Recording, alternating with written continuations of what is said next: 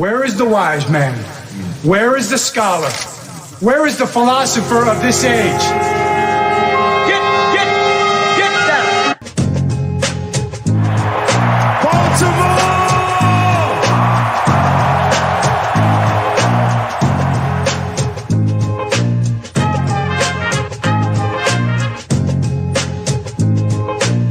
What are they getting? Everything out of me. They gonna get a Super Bowl out of me. Believe that. Believe that.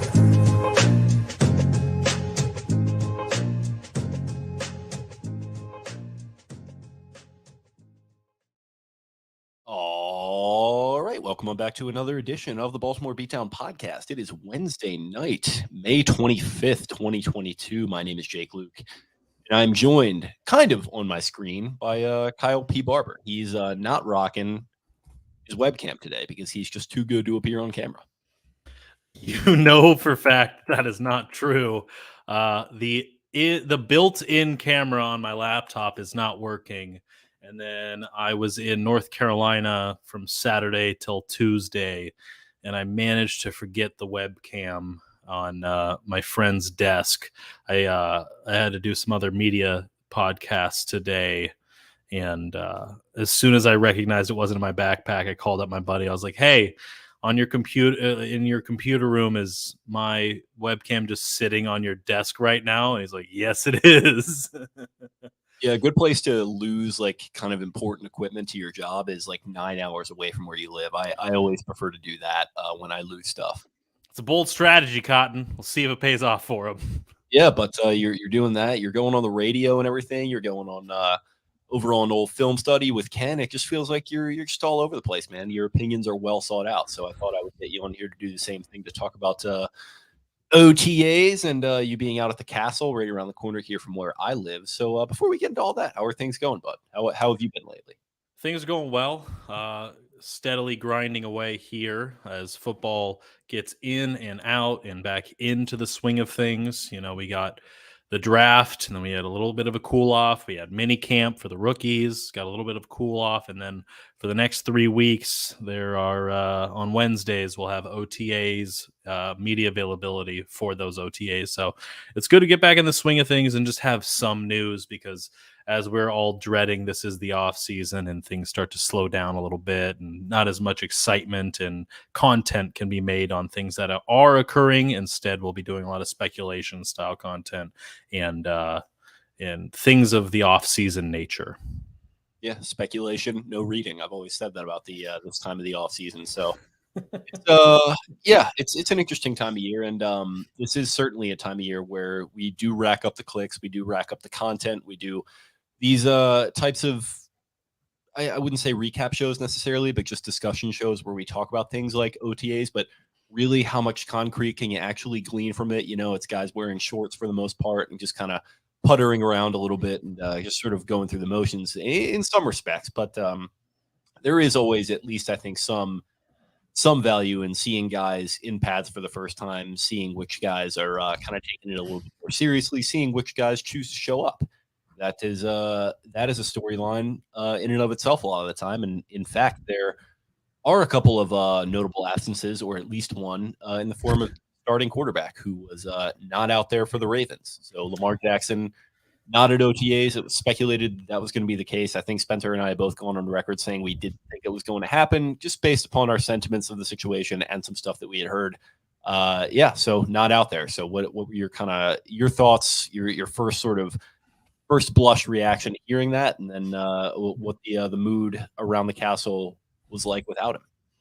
At first, I really didn't think this was of any importance. You know, this is optional. This is voluntary. They don't have to be out there. But the longer I kind of sat and thought on it, I started to consider all of his wide receivers are here. Every wide receiver was present and in attendance. And this is that crucial time that we always talked about so vividly about Joe Flacco, when he needed to gain more chemistry with his receivers, you know, getting them together in the offseason to work with them. That was always a gripe that fans, I felt, and some publications had about Joe Flacco. And I think that it's fair to say the same about Lamar Jackson not here at organized team activities. But in the same regard, they are voluntary. There's some contract situation stuff present here. And maybe that's why he's not attending, or he's off working with a rumored to be with a mechanics coach this off season, Adam Dudeau. I think it was reported by the Athletics' Jeff Zrebiec. So that's possibly what's going on. But all of his receivers are here. This is a prime opportunity to gain some chemistry with his new number one receiver, Rashad Bateman, after the trade of Marquise Hollywood Brown sent his best friend to Arizona, along with Mark Andrews. Mark Andrews was here, and he talked about how he's here because he loves to play football. He loves to the organization. He loves the team, and I thought that was that wasn't directed. Obviously, that certainly wasn't directed at Lamar, but I think that's a direction that shows just the importance of kind of attending and being available here at camp. Another factor that I considered was he has a new center, Tyler Linderbaum, the rookie, and it's a good opportunity to get some chemistry with him and figure out the snap situation and get that locked down, because all throughout Lamar Jackson's tenure with the Baltimore Ravens, there's been some snaps, there's been errant snaps, be it Lamar or his center's fault, even impacted a playoff game, and that's kind of important to get locked down early as opposed to later. Yeah, it is. I think that's a big part of it. I think the chemistry thing is a part of it. We'll talk about Rashad, who it sounded like he had a tough day with, I suppose, Huntley and whoever else throwing him the ball. Yeah, it's all a story. Like, people can sit there and say like, oh, well, people are just overreaction to this, overreaction Wednesday or whatever it is. It's fine. He's going to miss this time and whatever. Like, none of it actually matters because they're just planning shorts. But like, man, he's missed practices before and he's missed training camp before for reasons different than what this is, which I suppose we could probably just call it a contract holdout to an extent at this point. Mm-hmm. Whatever else is going on, who knows? But, to me, it's certainly a story, and it's certainly going to be a part of the storyline of this season if things don't get off to a hot start. So he's going to have to hope that if and when he does show up to training camp, that things get off to a smooth swimming start, that there's no COVID issues, for example. We've heard, obviously, that he has been vaccinated, so maybe that won't be a problem. Maybe it will. Who knows? At this point, it feels like maybe that's all going to be in the rear view, hopefully for much of society, and hopefully the Ravens as well. But that was a talking point less than a year ago for this team. And yeah, chemistry is going to be a big, big, big talking point if, in fact, it is not present right away, because he's choosing to skip out on OTAs. So, it's his decision. He's an adult. He's a professional. And if he is working with Adam Dudeau still, what a name. Yes, it's pretty solid. I thought this to me was, I wrote about this too on BaltimoreBeatdown.com, that this felt like an easy way to cool off the drama. There's been so much talk about this offseason with Lamar and the Ravens. I mean, every single week we saw on Get Up ESPN or Good Morning Football or on Pro Football Talk, just constant discussions circling around Lamar Jackson and the Ravens. If he is unhappy, he's not answering calls from Eric DeCosta was rumored to be, and it goes back and forth. And this just felt like the easiest way to silence that narrative is just showing up to organized team activities. It just seemed like a simple way to kind of put that to bed. It does, and it's less risk than training camp. Like, you're probably you have more chance of getting hurt out there in training camp or something happening in that respect than, like I said, running around in shorts. So yeah, it's certainly a decision. It's his to make. And I don't know, man, we're going to see how it all plays out, as we always do with this stuff. But for his part, he tweeted something to the effect of like, can't wait to get back there. Which I guess should be seen as his statement on the matter. I don't know if that means getting out here at some point during OTAs or just training camp or whatever it might be, but a positive front that he's putting on, and basically serves as the statement that John Harbaugh said at the podium that he's going to have to make on it. John Harbaugh is not going to speak for him on this matter, as you heard at the podium. Yeah, John Harbaugh really just kind of batted away the questions pertaining to him. And Lamar can speak for himself, is what Harbaugh said. And once we can finally speak to Lamar, we'll be able to hear what his thoughts are on the matter and the situation that is currently unfolding between them over the past offseason. Absolutely. So I guess we can get into the guys that were there. You mentioned some of the comments that were made. Mark Andrews just talking about how he just loves football. He loves the process and being out there. You had a tweet that I thought was interesting that kind of juxtaposed that with what Marlon Humphrey said, which I guess I'll allow you to explain that and explain the context of it as well in reaction to why Marlon Humphrey was at OTAs. Yeah, Marlon. So, yeah, Mark Andrews said, I love football. I love this organization. I love the Ravens. I love playing football, and that's why you want to be out there. Marlon Humphrey said, they pay me a great deal of money, so I feel like I should be, present here. I don't think that was the only reason Marlon is out there. I think he also said that, since he was injured last year, it was good to get things going and get things working out. But it is a funny juxtaposition of I'm here because I love this stuff versus I'm here because they pay me to be here. Did he say it with like a tongue-in-cheek kind of tone in his voice? I'm guessing he did. Oh, for sure. Yeah, he grinned as he said it because he first started off with like, I just wanted to come back here and get it back into the swing of things after being injured. And then he grinned and you could see it on the YouTube clip of him saying it. He's like, they pay me a pretty good, decent amount of money to be out here. So I like to be, I think it's, I should show up as well. Yeah, that makes sense. And that's just Marlon's going to Marlon. He's always playing an angle. He's always trying to get his jokes off, which as a guy who, maybe is guilty of doing that from time to time, I can sympathize with him, just always trying to one up somebody. But yeah, that it is kind of a funny juxtaposition with some of the stars on this roster and like the way that their personalities play off each other a little bit. With Mark Andrews, just a very kind of straightforward, old school guy, positive attitude, that kind of thing. And then Marlon Humphrey's always got kind of the shit-eating grin. He's always trying to like get a rise out of people. It's just it speaks to the kind of stark contrast between some of these personalities. Not in a bad way, because they're both kind of what I would describe as hardball guys, but just a funny observation, and I think a good tweet by you. Yeah, thank you. I appreciate that. I thought it was worthy of messaging and putting out there into the Twitter ether. And speaking of Marlon, he's also begun hazing rookie safety first-round pick Kyle Hamilton. He's been putting him on social media lately. If you follow along to Marlon's Instagram, he's been posting that he's part of the first-round pick club, and he was recording him when he was getting interviewed by Melissa Kim.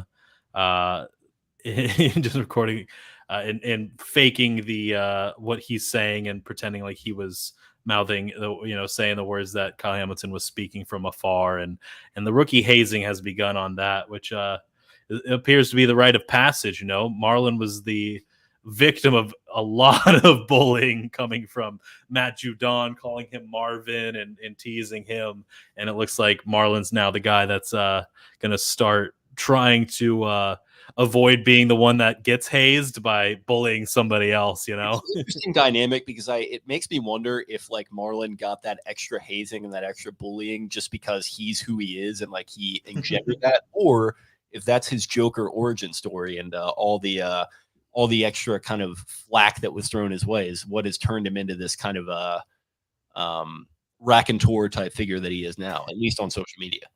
Yeah, we'll find out, and hopefully it's not the full-blown origin story, as you put it. But it's been fun to watch him kind of tease and prod Kyle Hamilton, and that kind of puts me to the next point I think that we'll be talking about is Kyle Hamilton. I wasn't the only one that was watching him specifically, but I definitely was doing that because I'm trying to do a little bit more of watching solo players instead of just the plays develop and see what can happen with them. And it's easy to do with a safety because they're not in the middle of, the offensive line that you're trying to watch from the sideline and can't get a good perspective of. You can see Kyle Hamilton in the backfield, and that he looked good. He looked really good. Yes, they're in shorts. Yes, they're not hitting, but he was out there communicating on every single rep.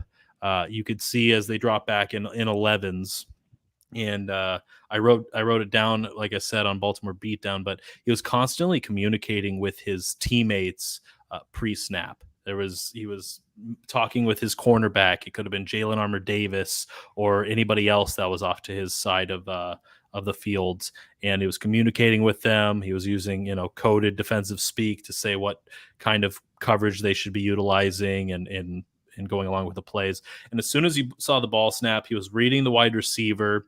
He was looking at the quarterback's eyes. He was diagnosing the plays. And then he was quickly going from diagnosing, reading to instinctually jumping where he needs to be on the routes, where he needs to be on defense. And I saw him, either be already there at the point of attack and where the ball was going, or the quarterback, which was more often what occurred, decided not to throw Kyle Hamilton's way. Hamilton would start to create pressure and sink into a zone that would be inhabited by a wide receiver, and quickly whether it was Huntley or Anthony Brown, they would look the other direction and try to find a different target because they were going to throw towards Kyle Hamilton's way. Hamilton would have had probably the biggest hit had they been in full pads. Slade Bolden came off the left side on a quick slant, and Hamilton was like a bolt of lightning right down there. And had they been in full pads, 6'5", 220-pound Hamilton would have, I think, murdered a man right there, because he came in flying, and the defense was all celebrating, even though he allowed the catch was allowed and Bolden caught the pass. I think the defense all knew that Hamilton was going to light somebody up had they been in full pads or even in a game scenario. Yeah, I mean, the guy's just a missile, 6'4", 225, whatever he is. And, maybe this speaks to his attitude, but you had a tweet about him that really caught my eye, the fact that he's not wearing gloves, that he is going with the old school taped fingers. That's big for me. As a Kyle Hamilton guy, a guy who believed that he was going to be an instant impact guy, that is just raising him even further up those sort of hope power rankings that I have for these young guys. So that's huge news for me. Yeah, I think I saw somebody in response to my tweet say that he was a big fan of Sean Taylor. He was a Sean Taylor guy, and as we all know, Sean Taylor was the taped fingers. He had the taped face mask, let's be honest here, and that's kind of Hamilton's mentality, and that's his approach to the game is being that kind of physical player and that Sean Taylor type. And that sounds exciting to me. Have a possible Sean Taylor on defense through the history of this team, especially. Going back to the him and Marlon thing too, I kind of like the idea that Marlon's fucking with him a little bit, because, like, not to say that he's had everything laid out for him, because he's obviously very talented and works very hard, but just looking and listening to Kyle Hamilton for a little bit, you can tell this is a dude that a lot of this stuff just comes easily to him. Working hard comes easily to him. He's very mature. Good looking dude, very, very talented physically. He's just a guy who you like to punch up at a little bit if you're like, their friend or something like that. We all have friends like that are good at everything, that you like to bust their balls. So Marlon doing that to him, I feel like Marlon was maybe that kid a little bit growing up in Alabama, that he got humbled a little bit coming into the league. So he's trying to maybe pass that down to him. And I think that's going to be a funny relationship to watch develop over the next several years.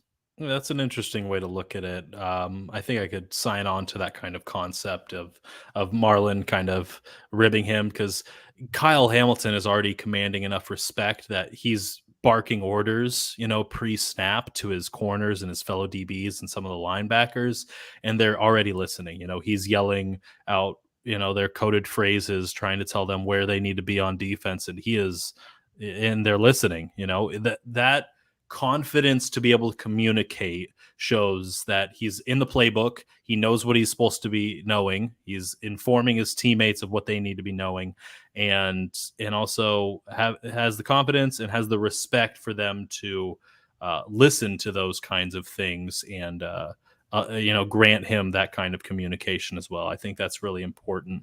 Another thought that Ken McCusick actually mentioned from film study is this could be a guy that we'll eventually see with the green dot.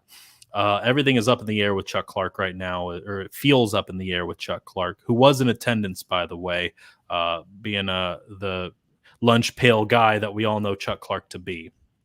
But if Clark were to be traded, in some sort of scenario, I don't think that Marcus Williams would have the green dot, because he's a free safety. He's typically too far away from the linebackers and the defensive line to kind of communicate what's going on, once snaps have happened or once the plays are going on, or if he's too far back.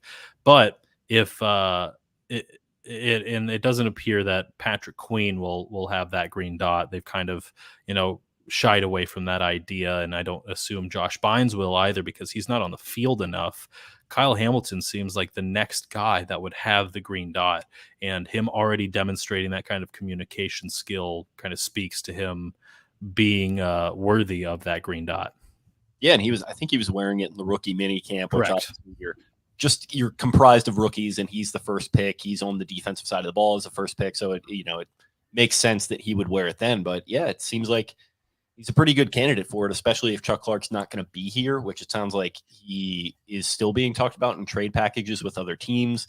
You got Zrebiec saying that the Ravens probably aren't going to get as much for him as Ravens fans are expecting, but I don't know. I think that's fine. If he wants to move on, if he wants to go get a starting opportunity elsewhere, I think it would be right of the Ravens to grant him that, and you're probably not having much of a drop off with Kyle Hamilton slotting in there, and I think that just accelerates his development into something that is better than Chuck Clark, frankly. So, it's an interesting dynamic they have there, but I guess that's enough on the back end. What did you see from some of these other rookies? Who was catching your eye? Let's stay with the rookies for the time being. Stayed with the rookies. Slade Bolden did look really good. He'll be the talk of training camp. He's the next player you'll be naming your studio after. It'll be the Slade Bolden Memorial Studio here in 2022. He's going to be the next Trace McSorley. He's going to make the roster and two in his career. So great. I'm looking forward to it. But he was really hyped up. He was playing some great. He was doing well. It wasn't just myself noticing it either. I heard other media reps kind of talking about Slade Bolden and his abilities, and I was really impressed by that. Tyler Beatty, I really liked what I saw out of him. Caught a one-handed pass. Had a one-handed catch. I believe it was Tyler Huntley was getting pressured really quickly in the backfield from Dalen Hayes, actually, which is pretty good to see. And once when the pocket collapsed, Huntley kind of just utilized him in that old school Flacco dump off safety valve plays that would just happen where he just get rid of it to the running back. And Beatty turned around, got one hand up in the air, hauled it in and made a little juke step and went out, bounced outside and got a first down on that. He caught he caught a touchdown during the red zone drills, and he looks fast. And he also made a pretty impressive play on Kyle Hamilton. Hamilton came down on a blitz and he just looked like he had the quarterback dead to rights. And then Beatty comes out and does the full flying body, trying to stop him, and gets in his way and kind of, I think, got blown up a little bit, but stopped Hamilton from being able to get that would-be sack. Of course, they're not playing full contact, but instead, I believe it was Huntley just got the pass off instead and got a completion. So really liked what I saw out of Tyler Beatty. Nice. Well, that's really good to hear for a position group that is sneaky, kind of. I wouldn't call it a need now that they've infused talent there, but it's a little bit of a question mark with the two top guys being injured. They might need some football out of Tyler Beatty earlier than people might expect this year. So that's great to hear. They had also obviously signed Mike Davis. So I don't know if you saw him out there at all, but yeah, they got some dudes there at the position, it feels like, at least. Oh, for sure. And I saw some other good plays too, not from the rookies, but cornerback Kevon Seymour. I haven't seen the pronunciation on it. Is it Kevon? It might be Kevon. Yeah. Seymour, he had a really strong practice, had an interception. He's rocking number 25, and my brain instantly was like, yeah, that seems like a Tavon Young interception. And then I was like, oh wait, that's Kevon Seymour. And he looked really good in practice today, had a PBU later on. Patrick Queen had a one-handed interception. A ball was kind of tipped between Tylan Wallace and a defender. I didn't quite see it. And Queen turned, got his body around, dove, kind of behind him and got one paw on it and yanked it in time and had the one-handed interception. Looked really good. One of the funniest things that I saw at camp was also Tucker finally trotting onto the field during the 11s drill. It looked like it was 2-minute drill with a tie game kind of score. And Tucker gets out there on a 40-yard field goal, swings the leg, and as soon as he makes contact, the ball's just barely cleared. He's like, still got it, boys, and splits the uprights. And that's what we all love out of Justin Tucker. Yep, it's just dinner and a show with that guy every fucking time, isn't it? Love that. So yeah, I mean that's your Justin Tucker update, which you knew you were going to get from Kyle. Yeah, so I guess we can round you out here with some of the newer additions. How did the urban legend Brent Urban look in the uniform after just signing here a couple of days ago? The thing that Urban always did that, thankfully, because he's so tall, it isn't annoying because he sticks out. But Urban always showed up to practice, and he'd have the jersey kind of rolled up to show his abs and his back, and it would cover half the numbers. And when you have like the DBs do it, and the numbers are so small, and they're all about the same size and height and weight and everything, you could never tell which player that was, and you couldn't quite see them. But Urban, he still had it about half rolled up and showed up there, still looking as 6'8" as ever, and just as muscular as ever. Has the sleeve on the left arm, has got the jersey sleeve on the right, the white sleeve, like a shooter's sleeve on the right arm, and looks as cyborg as ever. He's a big guy. I was happy to see him back out there, man. I was a big Brent Urban fan. I liked what I saw out of him as a Raven, and we all heralded him for that blocked kick that turned into the kick six against the Cleveland Browns, and I liked seeing a big guy out there like him again. I'm excited to see him standing next to Calais Campbell and Daniel Fa'alele, and just see the mountains that those three are, and even Ben Cleveland and that barrel-chested monster. Yeah, definitely. He is a little bit of a folk hero around here. I think he was some younger fans might not even know much about him, but I believe he was a mid-round pick in, I think, 2014. I think Ja Reed tore his ACL in like a training camp kind of melee. Then I think he tore it either again or he got injured again. I think he tore his bicep ahead of his sophomore season, so he couldn't go right away. And then the first ever game he played in, the Ravens were 4-6 or something in the middle of a lost season in 2015. They got a Monday Night Football game against the Browns. It's his first NFL game, and I think it was Travis Coons was the kicker for the Browns. They tee it up for a game-winning field goal, and Brent Urban, in his first ever game, blocks it with the arm that he tore his bicep with.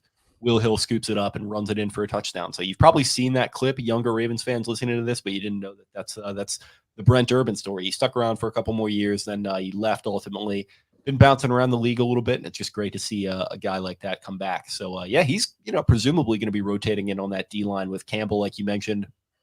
Derek Wolfe, who knows what the fuck is going on with that guy?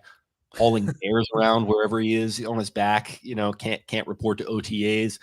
I don't know. I think I might be over the whole Derek Wolfe experience in Baltimore, and I think he might be overplaying. So, in keeping with that, it sounds like they got a decent enough replacement in Urban, and we can just wash our hands of this thing. Yeah, not sure what's going on with the Derek Wolfe stuff. As you mentioned, on Instagram, he was posting that he's out there bear hunting, and you can never be sure if those are photos of today or yesterday, or if they're from months prior. I once stumbled up on that. Lamar was tweeting out, photos of him walking around, and I was like, oh, he looks like he's fully healthy, and then it's like, oh, those photos were from 6 months ago. He was reposting them after not showing up to a practice, and I was like, great, now I look dumb. I got egg on the face. So you're not sure with that, but yeah, Derek Wolfe, just don't know what's going on there. Be it he wants to play, he doesn't want to play. Until he shows up, I just don't know what to comment on the situation. But kind of looking at some other guys, Devin Duvernay looked solid. He had a red zone touchdown as well. Found it was an overstretched zone coverage by the defense. They couldn't cover all the guys at once, and he caught a short pass, took it up 5 yards, had a touchdown. That's a guy that you want to see get going here, especially with the offense and the wide receiver talk being as enormous as it is here. Yeah, definitely, and it's not going to be helped by talk of Rashad Bateman struggling a little bit out there. What'd you see from him in a difficult first day back? Yeah, so early on in practice, they just got to doing 11s, and it was like the second or third play, and and he beats his cornerback pretty cleanly, and he breaks to the outside on a streak route and beats the press, and ball floats over top right where you want to see it, hits him in the hands, and it falls on out. And you could just tell he was a little frustrated with that one. A little bit later on, he drops a short pass. I think it might have been a first down or something. And then the third one that he dropped, the third pass that went his way that I saw, he probably had some more reps. Otherwise, you can't cover all these guys at once. But the ball was fully behind him. This is, of course, the one that he does catch is the most challenging one. He's breaking inside on an in route.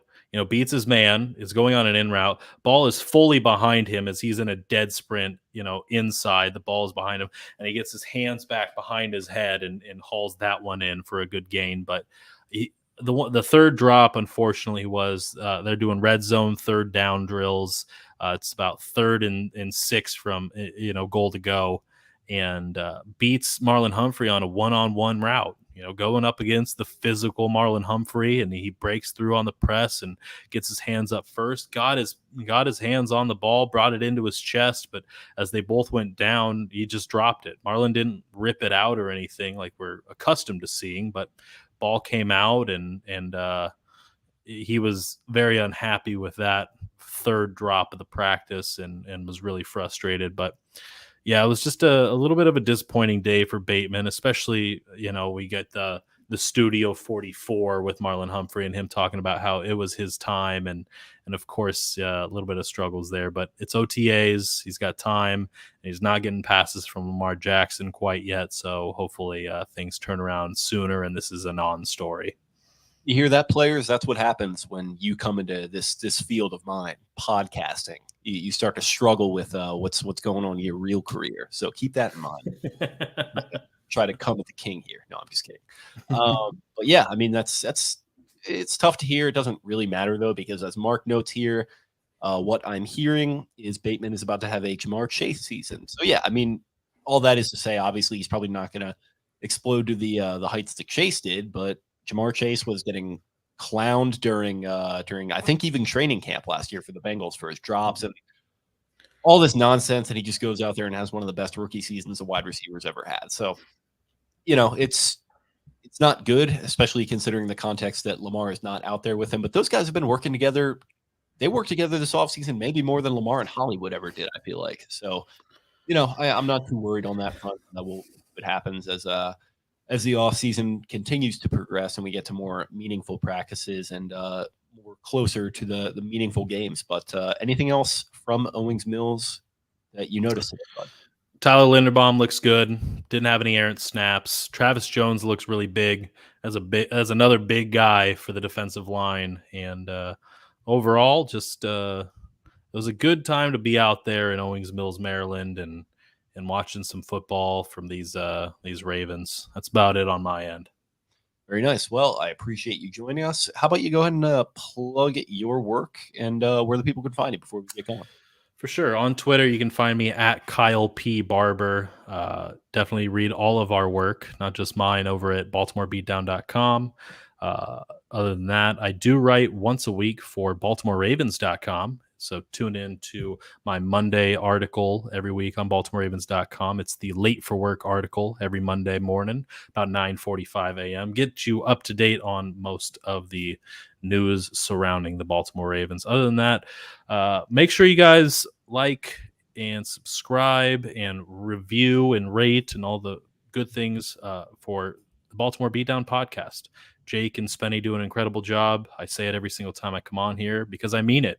They do great work here. They work really hard, and to make my job easy and letting them just run their operations here. They've done an excellent job of it, and just supporting them, the easiest way you can do it is by leaving a 5-star review and giving them a comment or two on that and subscribing to it. And appreciate you, buddy, as always. Yeah, I appreciate you. Check is in the mail for that compliment. And we'll get you all out of here. Thank you guys for listening on this Wednesday. I don't think we'll have another episode for you this week. I'm probably going to be heading down to the beach at some point later in the week, celebrate some Memorial Day, maybe have a couple pops and just get out in the sun a little bit. after sitting around my house with the vid for a couple days. It'll be nice to get that vitamin D. But everyone have a good and safe holiday weekend.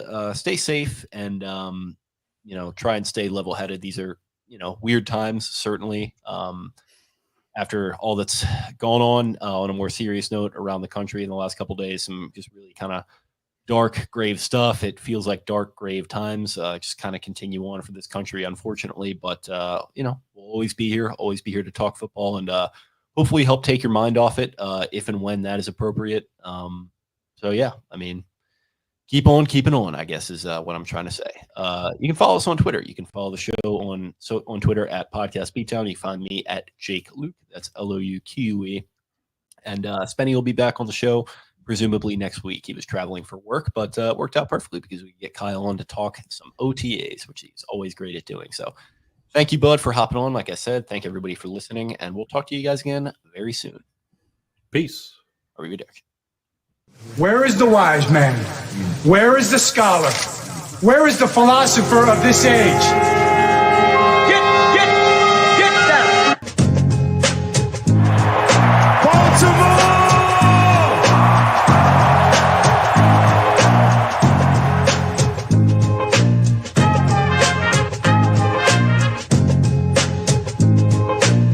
What are they getting? Everything out of me. They gonna get a Super Bowl out of me. Believe that.